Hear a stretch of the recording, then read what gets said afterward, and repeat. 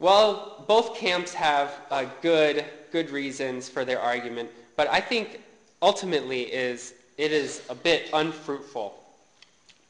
First of all, a letter is not really written in sections. When Paul wrote Ephesians, it didn't have chapters, it didn't have verses. It was a letter. It was a letter like you would receive from a family member. It didn't really have a section. And when we write a letter today, we don't really have sections. There might be topics, but they flow into one another, right? And it's kind of like our conversations today. We talk about something, and then it leads into something else, and it leads into something else. And maybe on exceptions, we might stop the conversation and say, before I forget, let me tell you this. But if you're a good letter writer, every topic flows into the next one. And this is what you see in Ephesians. And I think this is what you see in verse 21. Verse 21 is what I like to call a hinge. It's a hinge that connects what we read last week to what we read this week. A hinge. And imagine if some people after church started arguing about the hinge to that door, maybe. That hinge is a part of the door. No. That hinge is part of the door frame. And they argue, and ultimately, whatever they conclude, it really doesn't bear a lot of fruit. A hinge is a hinge. A hinge connects two things together, right? That's what a hinge does. Seamlessly connects two things together. It's part of the door and part of the door frame. And in a way, it connects two things that are a bit different. The door frame, which is supposed to be stationary, and the door, which is supposed to move, connects two things that are different, but it also connects two things that are similar. Both the door and the door frame work together to create a barrier. I think this verse, submit yourselves to one another out of reverence for Christ, is something like a hinge. And hinges are very important. So let's focus on this hinge. Let's focus on what it says. It says to submit yourselves to one another. How many of you want to revere Christ? Raise your hand. How many of you want to obey Christ? Okay, then just turn to the person next to you, your brother or sister, and say, I submit to you. Do it right now.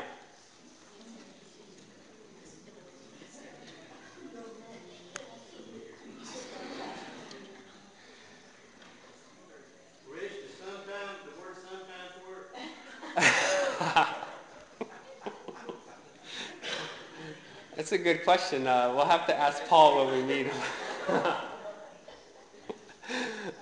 And I also submit to every one of you out of reverence for Christ.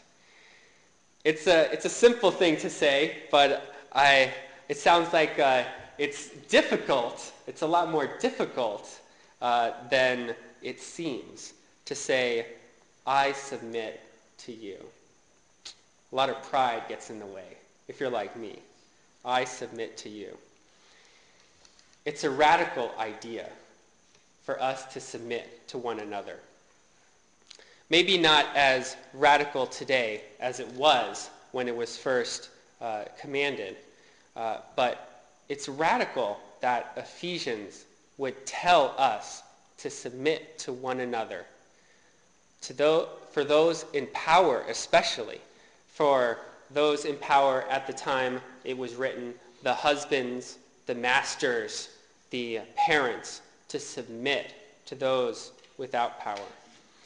It's radical that Ephesians even addresses wives, children, and slaves, those who had no power at the time, to address them, to give them the dignity of addressing them in a letter is pretty radical. But during the time that it was written, the Roman Empire, the fundamental social unit of the empire was the family. The the empire rose and fell on the family. The family was the small governing body of this empire. Justice was exercised first in the family, and the head of the family was usually the husband, the master, the parent, and everything went through him. And if there were other more serious matters, the government would intervene naturally. But Ephesians comes along and says that the husband does not have total power.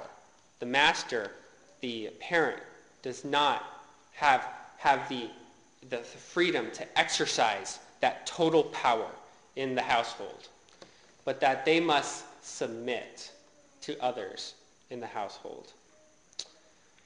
Loving his wife as Christ loved the church, not exasperating his children, treating his servants fairly.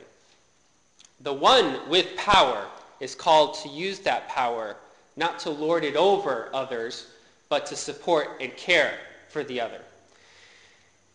In that way, there is sort of a mutual submission, where one submits to the other submits to one.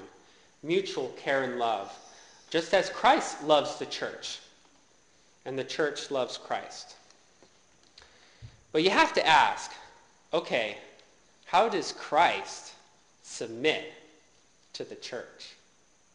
Can Christ even submit? What does it look like to submit?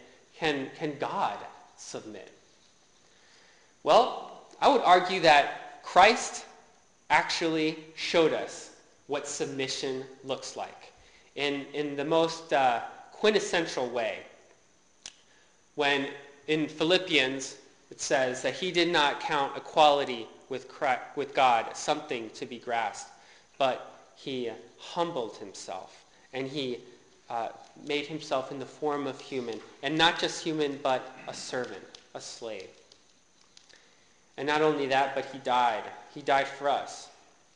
Christ didn't say, you must ascend the heights of God in order to receive salvation. No, he came down. He came down to our level. He submitted himself. And he continues to submit himself now to the church. God bless you. Do you realize that prayer is a luxury? To say, God bless you, is a luxury.